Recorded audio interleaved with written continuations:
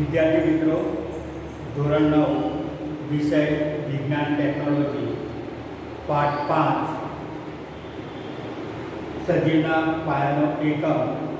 આ પાઠના સંદર્ભમાં આપણે કોષ વિશે અભ્યાસ કરીએ છીએ. અગાઉ આપણે ચર્ચા કરી ચૂક્યા કોષ શાનો બનેલો છે, કોષ વિશેની સૌપ્રથમ માહિતી કયા વૈજ્ઞાનિકે આપી, તો રોબર્ટ હુક. તદુપરાંત કોષ વિશેની આપણે સંપૂર્ણ માહિતીનો અભ્યાસ કર્યો કે ભાઈ કોષનું બંધારણ શું છે. પરીક્ષાનો સવાલ પૂછાય કે કોષનું બંધારણ જણાવો, તો કોષના બંધારણ મુખ્ય 5 પ્રકાર આવે છે. 1 કોષરસ પટલ, 2 કોષ દિવાલ, 3 કોષ કેન્દ્ર, 4 કોષરસ, 5 કોષીય અંગિકાઓ. આપણે નેક્સ્ટ ટાઈમ કોષરસથી બાકી હતું જે મેં આગળ થોડી ચર્ચા કરેલી હતી, પણ ફરીથી આપણે એને ત્યાંથી શરૂઆત કરીએ કોષરસથી. તો કે કોષીય અંગિકાઓ પટલો દ્વારા આવૃત હોય છે. આદિકોષ કેન્દ્રીય કોષમાં કોષ કેન્દ્ર પટલ તેમજ કોષ પટલીય કોષીય અંગિકાઓની પણ ગેરહાજરી હોય છે. એટલે કે આદિકોષ કેન્દ્રીય છે, જે માત્ર એક જ કોષ ધરાવે છે એવા સજીવો આદિકોષ કેન્દ્રીય કોષ ધરાવે સજીવો છે. એવા સજીવોમાં કોષ કેન્દ્ર તેમજ પટલીય કોષ અંગિકાઓ ગેરહાજર હોય છે. જ્યારે બીજી તરફ જે સુકોષ કેન્દ્રીય છે એટલે કે બહુકોષીય સજીવો છે તેમાં કોષ કેન્દ્ર અને કોષ કેન્દ્ર પટલ તેમજ પટલીય અંગિકાઓ ધરાવે છે. આપણે તેનો તફાવત પણ ભણી ગયા હતા. ફરીથી હું તફાવત તમને આગળ ચર્ચા કરું છું. એનો તફાવતમાં પહેલો મુદ્દો આવશે કે આદિકોષ કેન્દ્રીય કોષનો પહેલો મુદ્દો છે કે તેનું કદ સામાન્ય નાનું હોય છે. બીજું, તેનું સુકોષ કેન્દ્રીય કોષમાં તેનું કદ સામાન્ય રીતે મોટું હોય છે. બીજો મુદ્દો, આદિકોષ કેન્દ્રમાં તેમાં કોષ કેન્દ્રીય પ્રદેશ ઓછો વિકાસ પામેલો હોય છે, જે ન્યુક્લિયર તરીકે ઓળખાય છે. જ્યારે સામે સુકોષ કેન્દ્રીય કોષમાં કોષ કેન્દ્રીય પ્રદેશ સુસ્પષ્ટ અને કોષ કેન્દ્ર પટલ દ્વારા આવૃત હોય છે. ત્રીજો મુદ્દો, આદિકોષ કેન્દ્રીય કોષમાં રંગસૂત્ર એકલ હોય છે, જ્યારે સુકોષ કેન્દ્ર સામે લખવાનું છે સુકોષ કેન્દ્રીય કોષમાં એક કરતાં વધારે રંગસૂત્ર આવેલા હોય છે. ચોથો મુદ્દો, આદિકોષ કેન્દ્રમાં પટલીય અંગિકાઓ ગેરહાજર હોય છે, જ્યારે સુકોષ કેન્દ્રીય કોષોમાં પટલીય અંગિકાઓ હાજર હોય છે. પાંચમો મુદ્દો, આદિકોષ કેન્દ્રીય કોષમાં કોષ કેન્દ્ર પટલ હાજર હોતું નથી, જ્યારે આદિકોષ કેન્દ્રમાં કોષ કેન્દ્ર પટલ હાજર હોય છે. બરાબર, આપણે ચર્ચા કરી હતી નાસ્ટિકમાં. હવે આપણે કોષની અંગિકાઓથી આપણે આગળ અભ્યાસ કરીએ કે બાહ્ય આવરણથી અલગ રહેવા માટે પ્રત્યેક કોષ તેની ફરતે પટલ ધરાવે છે. એટલે દરેક કોષ પોતે બાહ્ય પર્યાવરણથી રક્ષણ કરવા માટે તેની આજુબાજુ એક આવરણ ધરાવે છે. બહુકોષ સજીવો તેની જટિલ રચના અને કાર્યની જરૂરિયાતને પહોંચી વળવા મોટા અને જટિલ કોષો ધરાવે છે. જે બહુકોષી સજીવો છે, આપણે છે, પ્રાણીઓ છે, પક્ષીઓ છે, વનસ્પતિઓ છે, આ બધા બહુકોષી સજીવો કહેવામાં આવે છે. આ બહુકોષી સજીવોની જટિલ રચના અને કાર્યની જરૂરિયાતને પહોંચી વળવા માટે મોટા અને જટિલ કોષો પણ આવેલા હોય છે. દાખલા કે ચેતાતંત્રનો કોષ એ સૌથી મોટો કોષ છે, જે વિવિધ રાસાયણિક પ્રક્રિયા દર્શાવે છે. આમ તો સૌથી મોટો કોષ સામૂહિક ઇંદુ કહેવામાં આવે છે. આ જુદી જુદી પ્રક્રિયાઓને એકબીજાથી અલગ રાખવા માટે કોષ પટલથી આવૃત નાની રચના અંગિકા ધરાવે છે. આ એક લાક્ષણિકતા સુકોષ કેન્દ્રીય કોષની એવી છે કે જે તેને આદિકોષ કેન્દ્રથી અલગ કરે છે. આમાંની કેટલીક અંગિકાઓ માત્ર ઇલેક્ટ્રોન માઇક્રોસ્કોપ વડે જોઈ શકાય છે. એટલે કે આદિકોષ કેન્દ્રમાં કોઈ અંગિકાઓ હોતી નથી. આને જ કારણે આદિકોષ કેન્દ્રીય અને સુકોષ કેન્દ્રીય એકબીજાથી અલગ પડે છે. સુકોષ કેન્દ્રીય કોષોમાં આવેલી અંગિકાઓને જોવા માટે ઇલેક્ટ્રોન માઇક્રોસ્કોપનો ઉપયોગ કરવામાં આવે છે. આપણે કોષ કેન્દ્ર માટે અગાઉના વિભાગમાં સમજ્યા છીએ. હવે કેટલીક અગત્યની કોષીય અંગિકાના ઉદાહરણ તરીકે આપણે ચર્ચા કરીશું, જેવી કે અંતઃકોષ રસજાળ, પછી લાઇસોસોમ, કણાસૂત્ર, રંજક કણો, રસધાની, આ બધી મેં બોર્ડ પર લખેલી છે. એમાં સૌથી પહેલી આપણે અંતઃકોષ રસજાળ આપણે અહીંથી શરૂઆત કરવાની છે. તો કે અંતઃકોષ રસજાળ પુટિકાઓ અને નલિકાઓની મોટી આવરી જાળીની રચના ધરાવે છે.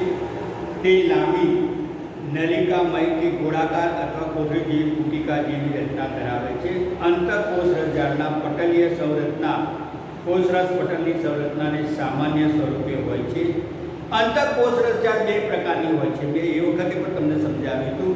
બે પ્રકારની હોય છે. ખરબચડી કે કણિકામય અંતઃકોષ રસજાળ. પહેલો પ્રકાર એ આવે. અંતઃકોષ રસજાળ બે પ્રકારની હોય છે. પહેલી ખરબચડી કે કણિકામય અંતઃકોષ રસજાળ અને બીજી લીસ્સી અંતઃકોષ રસજાળ.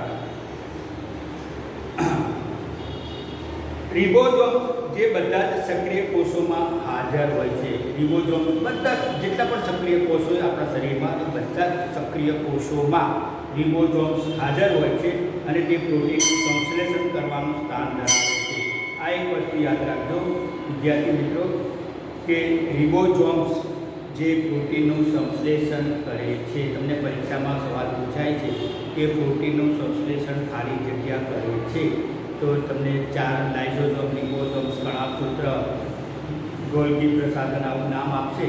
એમાં તમારે માત્ર રિબોઝોમ્સ લખવાનું છે. અથવા પરીક્ષામાં બીજી રીતે સવાલ પૂછે કે રિબોઝોમ્સમાં ખાલી જગ્યાનું સંશ્લેષણ થાય છે પ્રોટીન, ચરબી, વિટામિન કે ખનિજ દ્રવ્યો.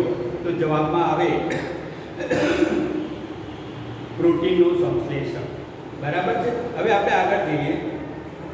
કોષના અગત્યના કાર્ય માટે લિપિડનું નિર્માણ કરે છે. તો આ અંતઃકોષ રસજાળનું કાર્ય છે. ફરીથી યાદ રાખજો. અંતઃકોષ રસજાળના કાર્યમાં પહેલું કાર્ય આવે કે કોષના અગત્યના કાર્ય માટે લિપિડ એટલે ચરબીનું નિર્માણ કરે છે. આમાંના કેટલાક પ્રોટીન્સ અને લિપિડ કોષરસ પટલના બંધારણમાં પણ મદદરૂપ થાય છે. આમ કોષ કેન્દ્ર અને કોષરસ વચ્ચે કે કોષરસના વિવિધ પ્રદેશોમાં અંતઃકોષ રસજાળ દ્રવ્યના વહન માટે માર્ગ તરીકેનું કાર્ય કરે છે. કોષની કેટલીક જૈવિક રાસાયણિક પ્રવૃત્તિઓ માટે અંતઃકોષ રસજાળ બંધારણીય સપાટી પૂરી પાડે છે. આ બીજું કાર્ય આવે કે કોષની કેટલીક જૈવિક રાસાયણિક પ્રવૃત્તિઓ માટે અંતઃકોષ રસજાળ કોષીય બંધારણીય સપાટી પૂરી પાડે છે. પૃષ્ઠવંશી પ્રાણીઓ. હવે તમને સવાલ થાય સાહેબ પૃષ્ઠવંશી પ્રાણીઓ શું કહેવાય? પાછળ તેને કરોડરજ્જુ ધરાવે છે એવા. બરાબર છે. ટટ્ટાર ઉપાડી શકે અથવા ટટ્ટાર ચાલી શકતા હોય અથવા તો જેને કરોડરજ્જુ આવેલી હોય એટલે પ્રાણીઓ છે, મનુષ્ય છે. બરાબર. આ બધાને પૃષ્ઠવંશી પ્રાણીઓ કહેવામાં આવે છે. પૃષ્ઠવંશી પ્રાણીઓમાં આપણે યકૃતના કોષો, યકૃત આપણા શરીરમાં આવેલું હોય છે જે જઠરની નીચે સાઈડ પર ડાબી સાઈડ પર હોય છે. તે યકૃતનું કાર્ય શું છે? તો યકૃતનું કાર્ય શરીરમાંથી ઝેર શોષવાનું કામ કરે છે અને શરીરમાં પાચક રસો ઉમેરવાનું પણ કામ કરે છે. યકૃતના કોષોની સમૂહમાં ઘણા વિષારી દ્રવ્યો, જો તમને કીધું વિષારી દ્રવ્યો એટલે વિષવાળા દ્રવ્યો એટલે ઝેરી દ્રવ્યો અને દવાઓને વિષારક બનાવવાની અગત્યના ભૂમિકા ભજવે છે. એટલે યકૃતનું કાર્ય શું છે? તો કે ઝેર શોષી લેવાનું. તમે કોઈ પણ પ્રકારની દવા લો છો તો એ દવામાં પણ જો થોડા પ્રમાણમાં પણ ઝેર હોય તો એ પણ એ શોષી અને એને બિન હાનિકારક અથવા તો બિન ઝેરી દવા બનાવી અને તમારા શરીરમાં આગળ મોકલે છે. તમે જે ખોરાક ખાઓ છો વિદ્યાર્થી મિત્રો, એ ખોરાકની અંદર ઘણા દવાઓ છાંટેલી છે, જંતુનાશક દવાઓ. એ જંતુનાશક દવાઓ એ ખોરાકમાં આવી ગયેલી હોય છે. તમે ખોરાક ખાઓ છો તો આપણા શરીરમાં 10 થી 20% એવા ઝેરી દ્રવ્યો જતા જ હોય છે. આ ઝેરી દ્રવ્યોનું શોષણ યકૃતમાં થાય છે અને પછી એને બિન ઝેરી દ્રવ્ય બનાવી અને શરીરમાં આગળની પ્રક્રિયા માટે મોકલવામાં આવે છે. હવે આપણે ગોલ્ગી પ્રસાધન જોઈએ. તો કે વિદ્યાર્થી મિત્રો, ગોલ્ગી પ્રસાધનનો સૌ પ્રથમ વર્ણન કેમેલો ગોલ્ગી, આ યાદ રાખજો, વૈજ્ઞાનિકનું નામ છે કેમેલો ગોલ્ગી.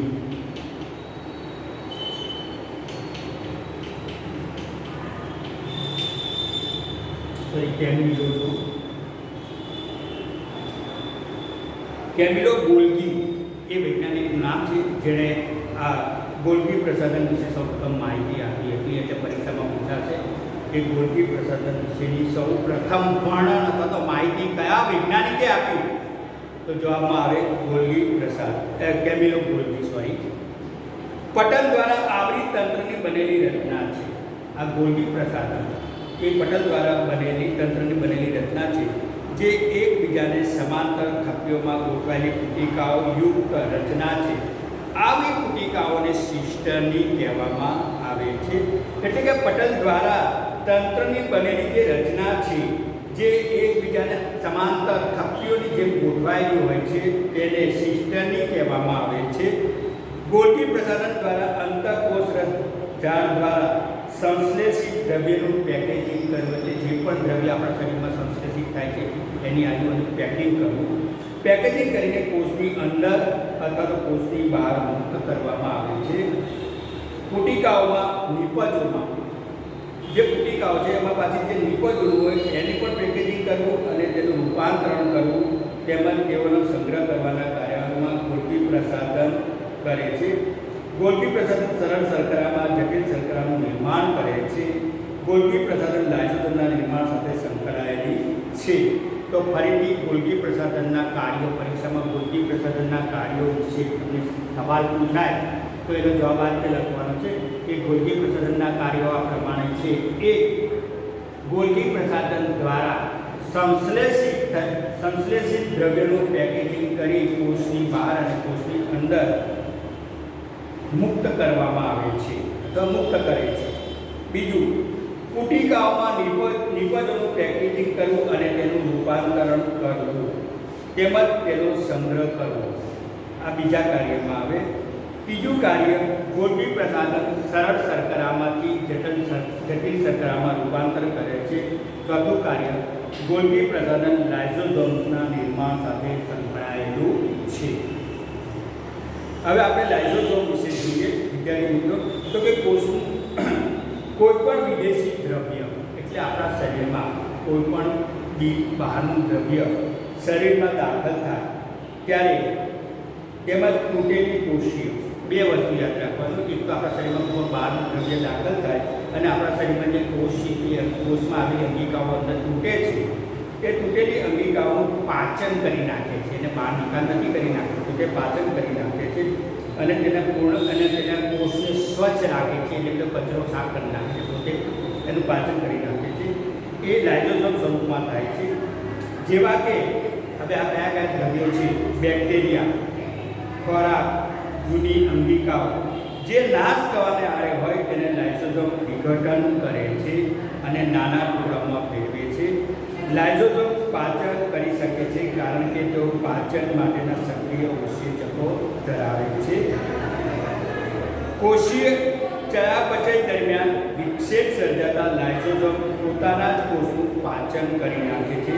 જ્યારે કોષ ઇજાગ્રસ્ત બને ત્યારે લાઇસોસોમ તૂટે છે અને પોતાના ઉત્સેચકો દ્વારા પોતાના જ કોષોનું પાચન કરી નાખે છે. આથી લાઇસોસોમને કોષની આત્મઘાતી કોથળી તરીકે પણ ઓળખવામાં આવે છે. મેં લાસ્ટ ટોપિકમાં પણ સમજાવ્યું કે આ કારણ પરીક્ષામાં પૂછાય છે કે લાઇસોસોમને આત્મઘાતી કોથળી કહે છે. કારણ આપો. તો કારણ કે લાઇસોસોમ કોષીય ચયાપચય દરમિયાન વિક્ષેપ સર્જાતા પોતાના જ કોષનું પાચન કરી નાખે છે. જ્યારે કોઈ કોષ ઇજાગ્રસ્ત બને ત્યારે લાઇસોસોમ તૂટે છે અને તે પોતાના જ ઉત્સેચકો દ્વારા પોતાના જ કોષોનું પાચન કરી નાખે છે. આથી લાઇસોસોમ કોષને આત્મઘાતી કોથળી તરીકે પણ ઓળખવામાં આવે છે. હવે આપણે આગળ જોઈએ કણાસૂત્રો. તો કે કણાસૂત્ર અહીંથી ફરીથી આપણે જે અહીંથી બાકી હતું ટોપિક, ખરેખર તો આપણે એની ચર્ચા કરીએ. કણાસૂત્રને કોષનું શક્તિઘર તરીકે ઓળખવામાં આવે છે. બરાબર. પરીક્ષામાં પૂછાશે કે લાઇસોસોમને ખાલી જગ્યા કહેવામાં આવે છે તો આત્મઘાતી કોથળી, કણાસૂત્રને ખાલી જગ્યા કહેવામાં આવે છે તો શક્તિઘર અથવા તો પાવર હાઉસ. શક્તિ એટલે પાવર, ઇંગ્લિશમાં એને પાવર હાઉસ કહે છે, ગુજરાતીમાં એને શક્તિઘર કહેવામાં આવે છે. જીવનની વિવિધ રાસાયણિક પ્રવૃત્તિઓ માટે ઉર્જાની જરૂરિયાત હોય છે. જે ઊર્જા એટીપી આ તમને પરીક્ષામાં પૂછાશે કે એટીપી પૂરું નામ લખો એમિનો સાઇડ ટ્રાઇફોસ્ફેટ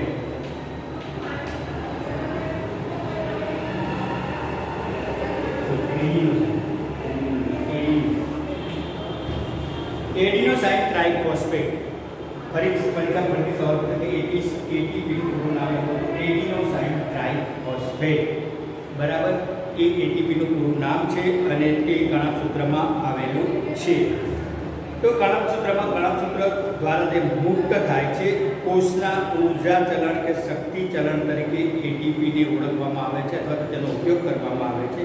યાંત્રિક કાર્ય માટે અને નવા રાસાયણિક સંયોજનો બનાવવા માટે શરીરમાં એટીપીના સ્વરૂપમાં ઊર્જા સંગ્રહ કરવામાં આવે છે.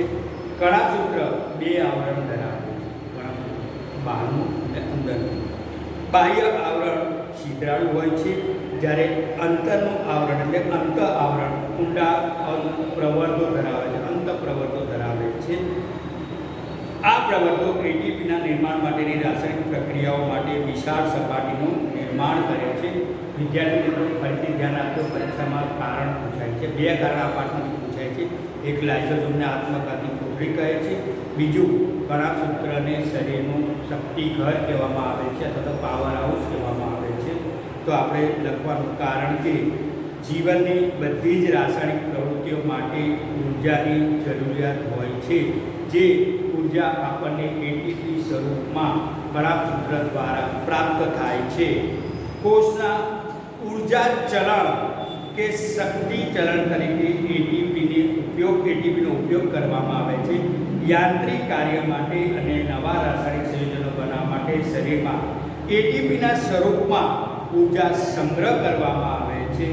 માટે કણાભસૂત્રને શક્તિનું સજીવનું શરીરનું પાવર હાઉસ કહેવામાં આવે છે.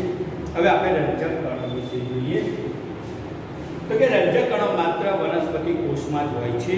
બે પ્રકારના રંજક કણો હોય છે, કોમોપ્લાસ્ટિક એટલે રંગ કણો અને લ્યુકોપ્લાસ્ટિક એટલે કે જે શ્વેત કે રંગીન કણો છે તે રંજક કણો. કોમોપ્લાસ્ટિકમાં બે પ્રકારના આવે છે, એક લીલા ગ્રીન અને બીજા હરિત. બરાબર. તો ક્લોરોફિલ રંજક દ્રવ્ય ધરાવે તેને હરિત કણ તરીકે ઓળખાય છે. વનસ્પતિમાં હરિત કણો પ્રકાશ સંશ્લેષણ માટે ઘણા અગત્યના છે. હરિત કણો ક્લોરોફિલ સિવાયના પીળા કે નારંગી રંગના પણ ધરાવે છે. હવે વિદ્યાર્થી મિત્રો આપણે છેલ્લો ટોપિક છે રસધાનીઓ. તો કે ઘન કે પ્રવાહી પદાર્થનો સંગ્રહ કરતી કોથળી જેવી રચના રસધાનીઓ છે. રસધાનીઓ પ્રાણી કોષમાં નાના કદની હોય છે, જ્યારે વનસ્પતિ કોષમાં ઘણા મોટા કદની હોય છે. કેટલાક વનસ્પતિ કોષમાં કેન્દ્રસ્થ રસધાની કોષના કદનો 90% ભાગ 50 થી 90% ભાગ રોકે છે. વનસ્પતિ કોષમાં રસધાનીઓ કોષીય દ્રવ્યો દ્વારા ભરેલી હોય છે અને કોષને આસુરતા અને બરડતા આપે છે. વનસ્પતિ કોષના જીવનમાં અગત્યના ઘણા દ્રવ્યોનો સંગ્રહ રસધાનીઓમાં થાય છે, જેમાં એમિનો એસિડ, શર્કરા, વિવિધ કાર્બનિક એસિડ્સ અને કેટલાક પ્રોટીન્સનો સમાવેશ થાય છે. અમીબા જેવા એકકોષીય સજીવોમાં અન્નધાની એટલે કે ખોરાકનો સંગ્રહ કરતા ખોરાક દ્રવ્ય ધરાવે છે, જેને અમીબા ઉપયોગમાં લે છે. કેટલાક એકકોષીય સજીવો વિશિષ્ટ પ્રકારની રસધાનીઓ પણ ધરાવે છે, જે વધારાના પાણીનો અને કેટલાક નકામા પદાર્થોનો કોષમાંથી ત્યાગ કરે છે. કોષના પાયાનું સંરક્ષણીય આયોજન ધરાવે છે રસધાની. આ કોષોને વિવિધ કાર્ય કરવામાં મદદરૂપ થાય છે, જેવા કે શ્વસન, પોષણ મેળવવું અને નકામા દ્રવ્યોને દૂર કરવા કે નવા પ્રોટીન્સનું નિર્માણ કરવું. આમ કોષ તે સજીવના પાયાનો બંધારણીય એકમ છે, તે સજીવના પાયાના ક્રિયાત્મક એકમ પણ છે. વિદ્યાર્થી સાથે પાઠ પૂરો થાય છે. આ પાઠના સવાલ જવાબ તમારી નોટમાં